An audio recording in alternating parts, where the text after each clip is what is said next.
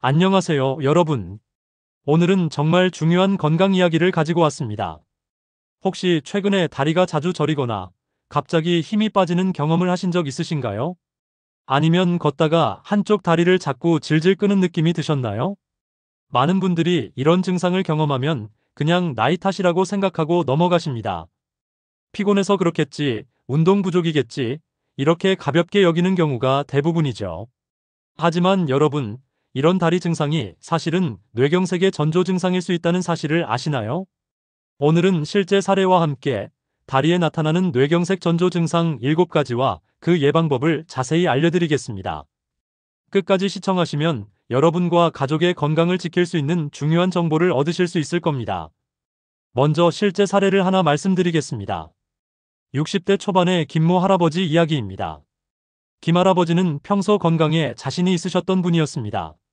매일 아침 산책도 하시고 특별히 아픈 곳도 없으셨죠. 그런데 몇 주 전부터 이상한 증상이 나타나기 시작했습니다.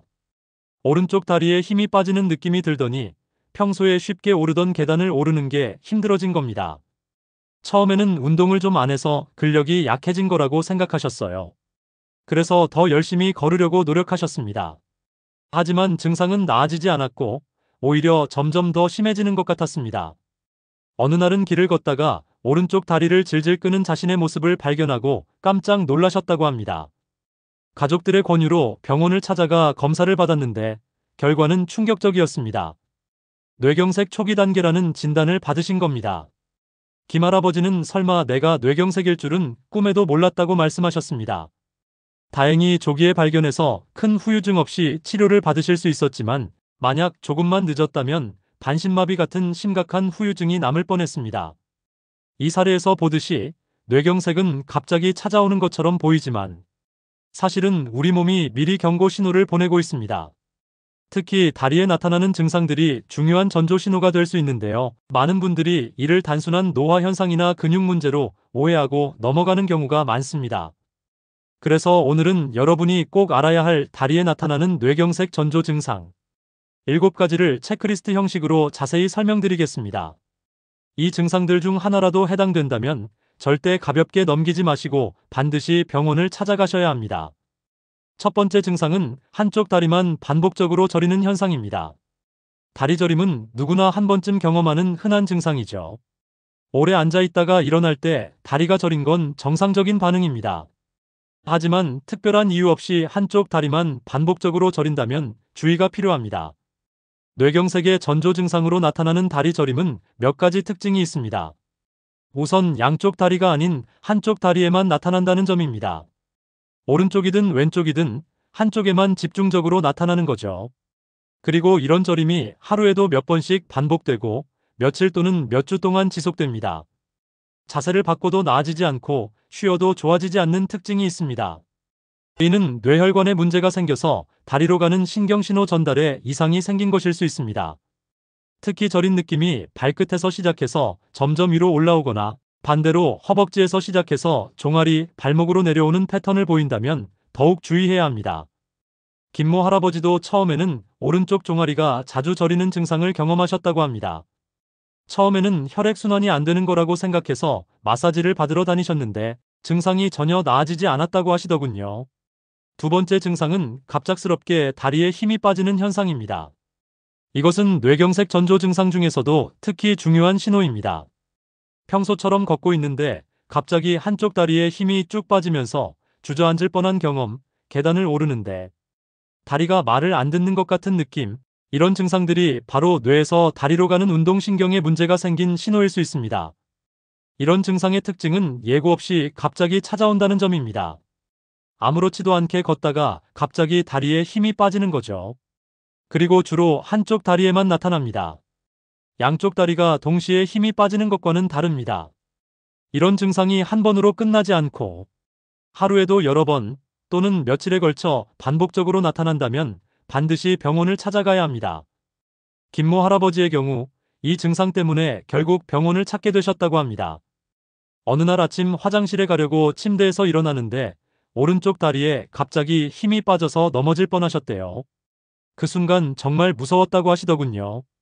이런 증상을 경험하신다면 혹시 다른 증상은 없는지 꼼꼼히 체크해 보셔야 합니다. 세 번째 증상은 걷는 도중 다리를 질질 끄는 걸음걸이입니다. 의학 용어로는 편마비성 보행이라고 하는데 뇌경색 환자들에게서 흔히 나타나는 특징적인 걸음걸이입니다. 한쪽 다리의 근력이 약해지고 협응 능력이 떨어지면서 그쪽 다리를 제대로 들어 올리지 못하고 끌고 가는 것처럼 보이는 거죠.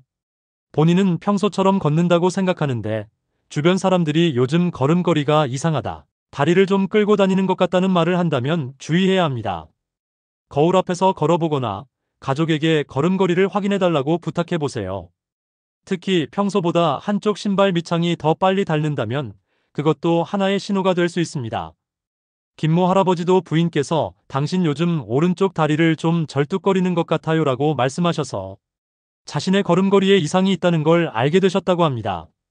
처음에는 무릎 관절이 안 좋아진 건가 싶어서 정형외과를 먼저 가셨는데 그쪽에서는 특별한 문제가 발견되지 않았다고 하더군요.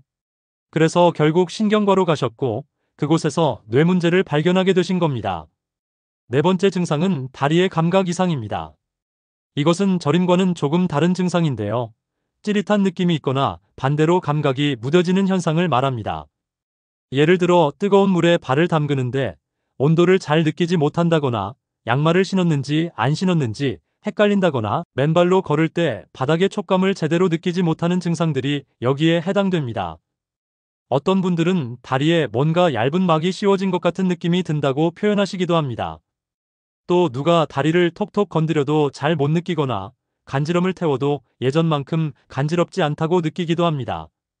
이런 감각 이상은 뇌의 감각 영역에 혈액 공급이 원활하지 않을 때 나타나는 증상입니다.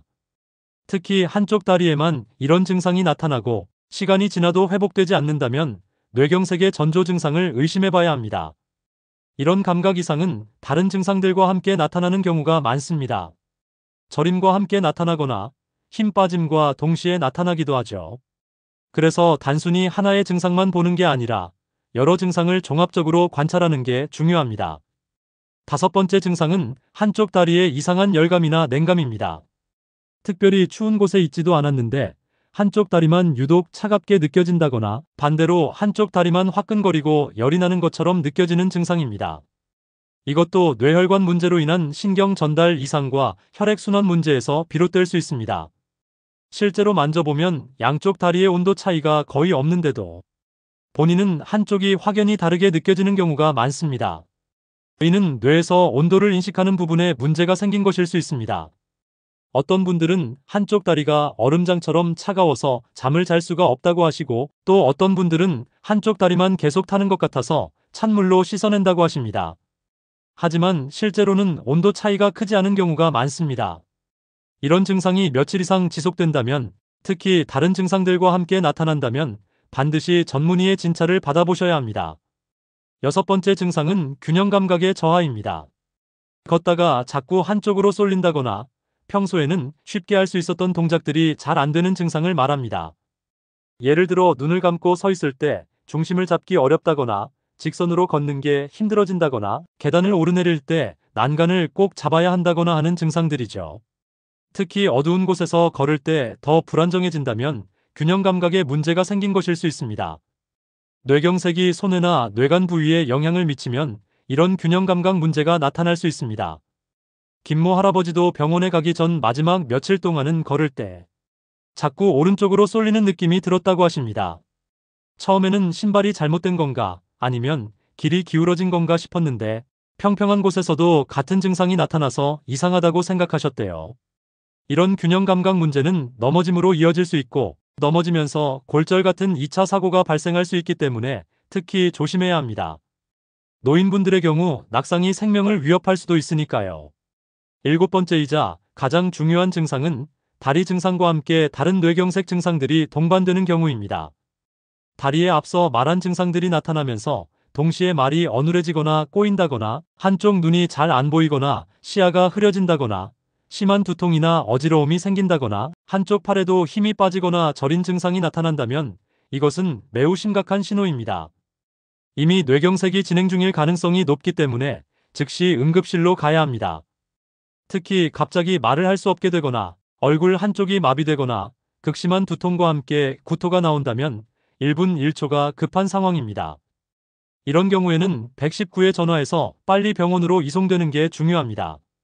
뇌경색은 골든타임이 있습니다. 증상 발생 후 3시간 이내에 치료를 시작하면 후유증을 최소화할 수 있지만 시간이 지날수록 뇌 손상이 심해져서 회복이 어려워집니다.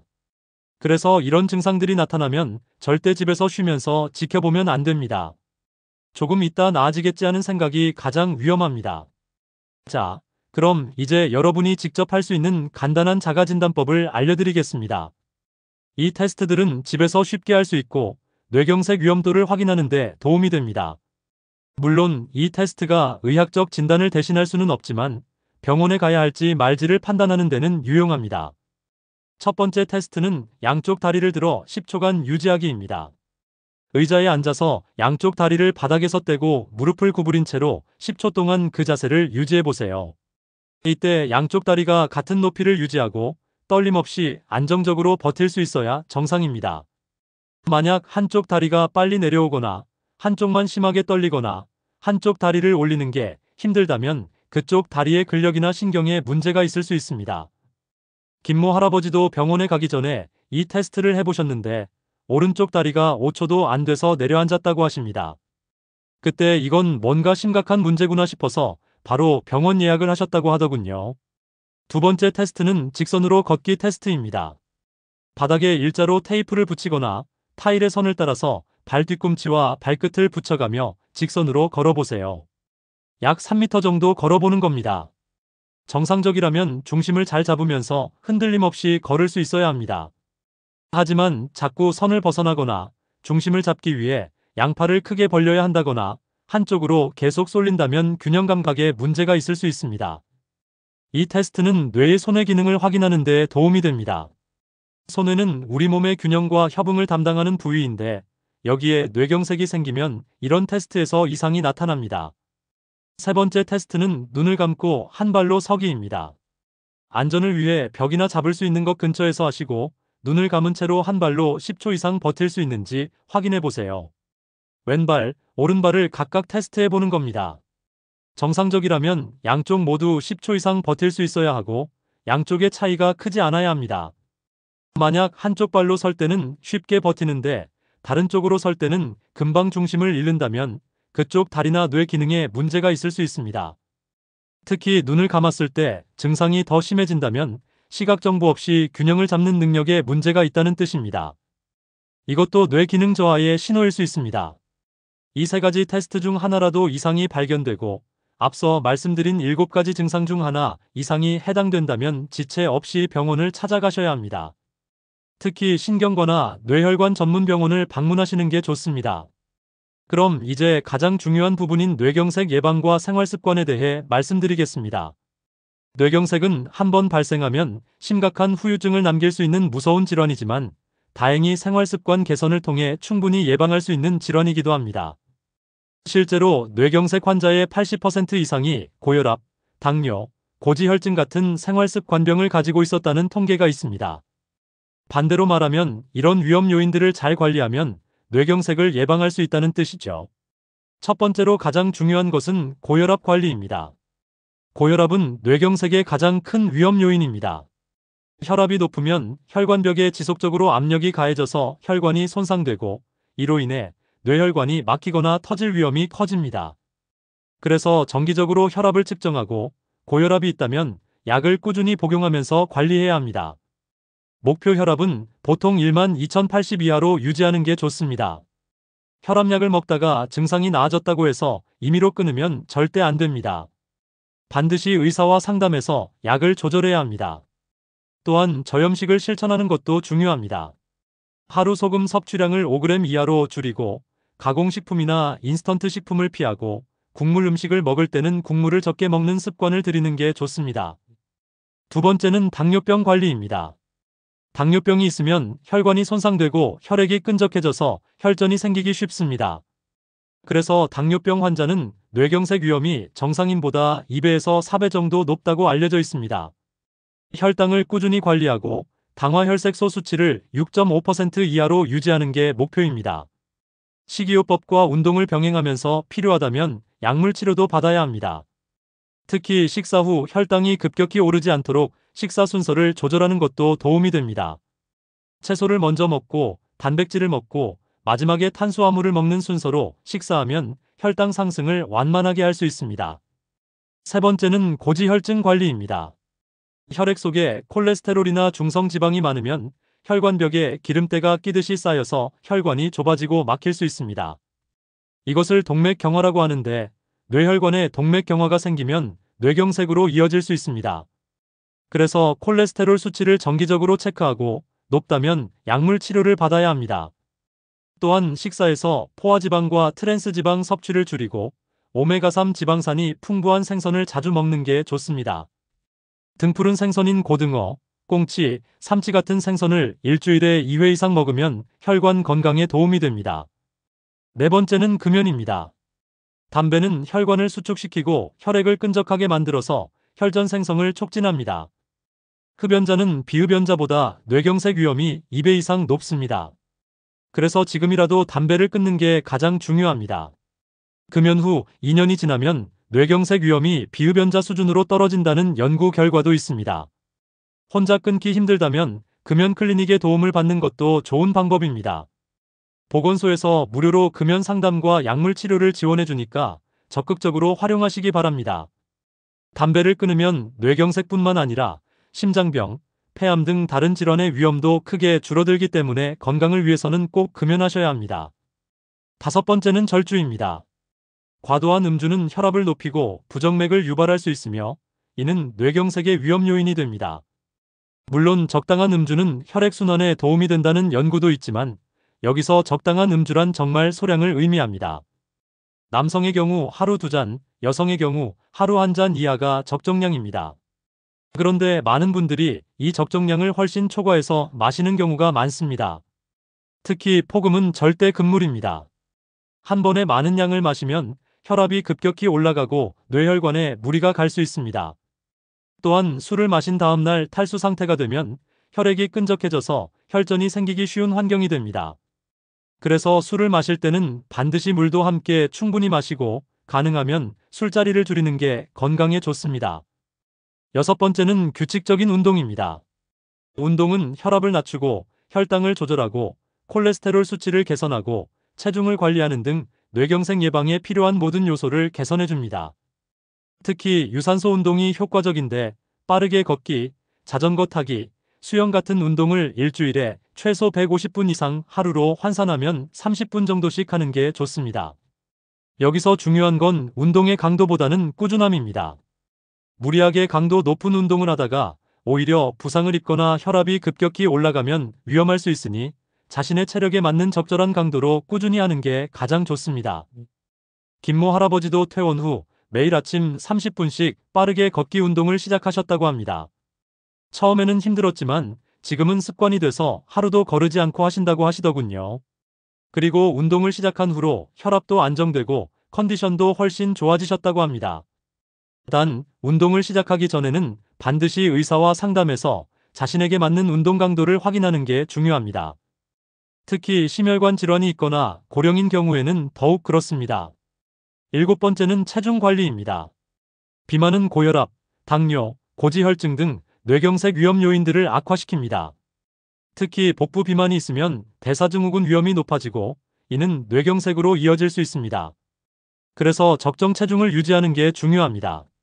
체질량 지수로 18.5에서 23 사이를 유지하고 허리둘레는 남성 90cm, 여성 85cm 이하로 유지하는 게 목표입니다.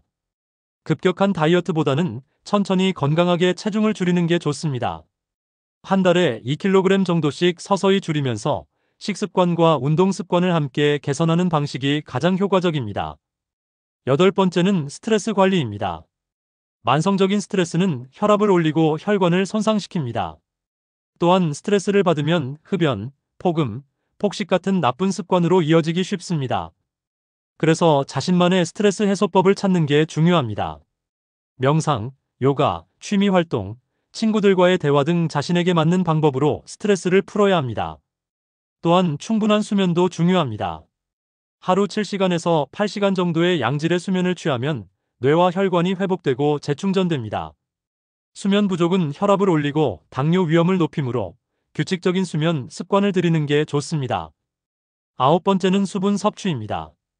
충분한 물을 마시는 것은 혈액의 점도를 낮춰서 혈전 생성을 예방하는 데 도움이 됩니다.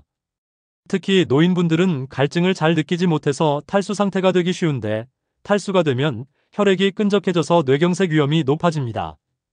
그래서 갈증을 느끼지 않더라도 규칙적으로 물을 마시는 습관을 들이는 게 좋습니다. 하루 1.5리터에서 2리터 정도 컵으로 환산하면 8잔 정도를 목표로 하시면 됩니다. 특히 아침에 일어나자마자 물 한 잔, 식사 전후에 물 한 잔씩 마시는 습관을 들이면 좋습니다. 단, 심장이나 콩팥 질환이 있는 분들은 의사와 상담해서 적절한 수분 섭취량을 정하셔야 합니다. 열 번째는 정기적인 건강검진입니다. 뇌경색의 위험 요인들은 대부분 증상이 없습니다. 고혈압도 처음에는 아무런 증상이 없고, 당뇨도 초기에는 모르고 지나가는 경우가 많습니다. 그래서 정기적으로 건강검진을 받아서 자신의 건강 상태를 파악하는 게 중요합니다. 40세 이상이라면 최소 1년에 한 번은 혈압, 혈당, 콜레스테롤 검사를 받아야 합니다. 특히 가족 중에 뇌경색이나 심장병 환자가 있다면 더 자주 검진을 받는 게 좋습니다. 또한 50세 이상이거나 위험 요인이 있다면 뇌 MRI나 경동맥 초음파 검사도 고려해 볼 수 있습니다. 이런 검사를 통해 뇌혈관의 상태를 미리 확인하고 문제가 있다면 조기에 치료할 수 있습니다. 김모 할아버지는 병원 치료를 받은 후 지금까지 말씀드린 생활 습관들을 모두 실천하고 계십니다. 매일 아침 30분씩 걷기 운동을 하시고 혈압약을 빠짐없이 드시고 짜게 먹던 습관을 고쳐서 저염식을 실천하고 계십니다. 담배도 40년 넘게 피우셨는데 이번 일을 계기로 완전히 끊으셨습니다. 술도 거의 드시지 않고 한 달에 한 번 정도 친구들을 만날 때 소주 한 잔 정도만 드신다고 합니다. 체중도 5kg 정도 줄이셨고 3개월마다 병원에 가서 정기 검진을 받으십니다. 그 결과 지금은 건강을 되찾으셨고 재발 위험도 많이 낮아졌다고 합니다. 김할아버지께서 이렇게 말씀하시더군요. 처음에는 이렇게 많은 걸 바꾸는 게 힘들 것 같았는데 막상 시작하니까 생각보다 어렵지 않더라고요. 그리고 건강해지는 게 느껴지니까 오히려 더 열심히 하게 되더라고요. 이런 일을 겪고 나니까 건강이 얼마나 소중한지 알게 됐어요. 여기서 중요한 점 하나를 더 말씀드리겠습니다. 뇌경색 전조 증상이 나타났다가 저절로 사라지는 경우가 있습니다. 이를 일과성 뇌허혈 발작, 약자로 TIA라고 합니다. 예를 들어 갑자기 한쪽 다리에 힘이 빠졌다가 몇 분 후에 다시 정상으로 돌아온다거나 말이 어눌해졌다가 금방 회복된다거나 하는 경우입니다. 많은 분들이 이런 경우 다행히 저절로 나았네 하고 안심하는데 이게 가장 위험합니다. TIA는 뇌경색의 강력한 경고 신호입니다. TIA를 경험한 사람의 약 10%에서 15%가 3개월 이내에 뇌경색이 발생한다는 연구 결과가 있습니다. 특히 48시간 이내에 뇌경색이 발생하는 경우가 많습니다. 그래서 증상이 사라졌다고 해도 반드시 병원에 가서 정밀 검사를 받아야 합니다. TIA 단계에서 발견하고 적절히 치료하면 큰 뇌경색을 예방할 수 있습니다. 또한 아스피린이나 항혈소판제 같은 약물 치료도 중요합니다. 뇌경색 고위험군이나 TIA를 경험한 분들은 의사의 처방에 따라 이런 약물을 복용해야 합니다. 이런 약들은 혈전 생성을 억제해서 뇌경색을 예방하는 데 도움이 됩니다. 물론 이런 약들은 출혈 위험을 높일 수 있기 때문에 반드시 의사의 처방과 관리하에 복용해야 하고 임의로 복용하거나 중단해서는 안 됩니다. 그리고 가족력도 중요한 위험 요인입니다. 부모님이나 형제자매 중에 뇌경색이나 심장병을 앓은 분이 있다면 본인도 위험도가 높을 수 있습니다. 이런 경우에는 더욱 철저하게 생활 습관을 관리하고 정기 검진을 받아야 합니다. 또한 의사에게 가족력을 알려서 더 세심한 관리를 받는 게 좋습니다. 계절적 요인도 있습니다. 뇌경색은 특히 겨울철과 여름철에 많이 발생합니다. 겨울에는 추운 날씨로 인해 혈관이 수축하고 혈압이 올라가서 위험이 높아집니다. 따뜻한 실내에서 갑자기 추운 밖으로 나갈 때 또는 따뜻한 이불 속에서 추운 화장실로 갈 때 혈압이 급격히 변하면서 뇌경색이 발생할 수 있습니다. 그래서 겨울철에는 실내외 온도 차이를 줄이고 외출할 때는 따뜻하게 옷을 입고 아침에 일어날 때는 천천히 일어나는 게 좋습니다. 여름철에는 땀을 많이 흘려서 탈수가 되기 쉽고 이로 인해 혈액이 끈적해져서 뇌경색 위험이 높아집니다. 그래서 여름철에는 수분을 충분히 섭취하고 에어컨을 너무 세게 틀어서 실내외 온도 차이가 크지 않도록 주의해야 합니다. 마지막으로 응급상황 대처법을 알려드리겠습니다. 만약 본인이나 주변 사람에게 뇌경색 의심 증상이 나타난다면 어떻게 해야 할까요? 가장 중요한 것은 빠른 대처입니다. FAST라는 간단한 체크리스트를 기억하시면 좋습니다. F는 페이스, 얼굴입니다. 웃어보라고 했을 때 한쪽 얼굴이 처지는지 확인합니다. 어는 암, 팔입니다. 양팔을 들어보라고 했을 때 한쪽 팔이 내려오는지 확인합니다. S는 스피치, 말입니다. 간단한 문장을 따라 말해보라고 했을 때 말이 어눌하거나 이상한지 확인합니다. T는 타임, 시간입니다. 이 중 하나라도 해당되면 즉시 119에 전화해서 병원으로 가야 합니다. 시간이 생명입니다.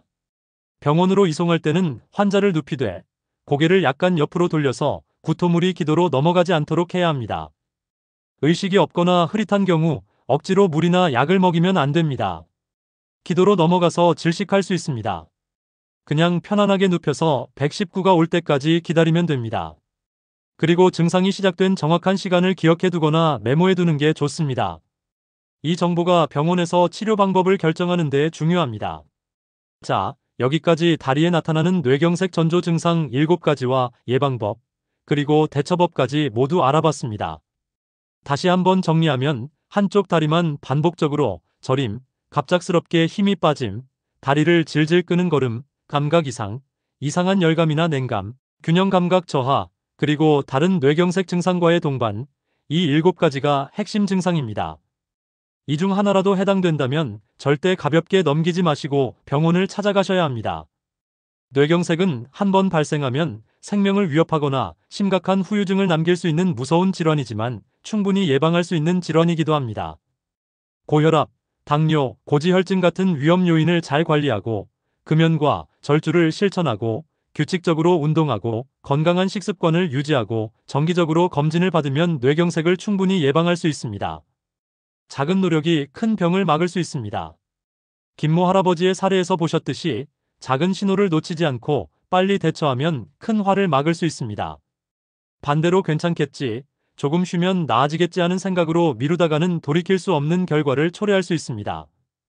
여러분의 몸이 보내는 신호에 귀 기울이시고 이상하다 싶으면 주저하지 말고 병원을 찾아가시기 바랍니다. 건강은 잃고 나면 돈으로도 살 수 없는 가장 소중한 자산입니다. 혹시 여러분이나 가족 중에 오늘 말씀드린 것과 비슷한 증상을 겪으신 분이 계신가요? 또는 뇌경색을 경험하셨거나 예방에 성공하신 이야기가 있으신가요? 댓글로 경험을 나눠주시면 많은 분들에게 큰 도움이 될 것입니다. 서로의 경험을 공유하면서 함께 건강을 지켜나갈 수 있으면 좋겠습니다. 그리고 이 영상이 도움이 되셨다면 좋아요와 구독 부탁드립니다. 여러분의 관심이 더 좋은 건강 정보를 만드는 원동력이 됩니다.